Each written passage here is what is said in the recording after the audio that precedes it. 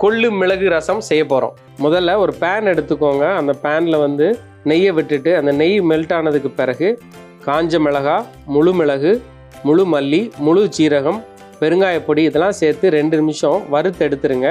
2 நிமிஷம் கழித்து வச்சுருக்கிற வெங்காயத்தை சேர்த்துட்டு மஞ்சப்பொடியும் சேர்த்து 1 நிமிஷம் வதக்கிட்டு அதை பேஸ்ட்டாக அரைச்சி எடுத்துருங்க. அதை அரைச்சதை சைடில் எடுத்து வச்சுருங்க. பிறகு ஒரு மண்சட்டி எடுத்துக்கோங்க.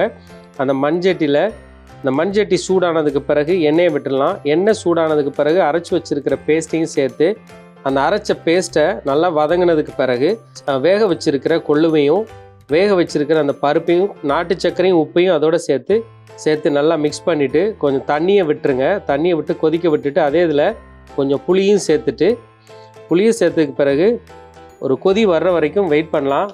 அதே நேரத்தில் தாளிப்பு கரண்டி எடுத்துக்கோங்க. தாளிப்பு கரண்டியில் எண்ணெயை விட்டுட்டு கடுகு, கருவேப்பிலை, வெந்தயம் இதெல்லாம் சேர்த்து தாளித்து அந்த கொள்ளு மிளகு தண்ணி மேலே ஊற்றிடலாம். இப்போ சூப்பரான ஒரு சுவையான கொள்ளு மிளகு ரசம் வந்து தயார்.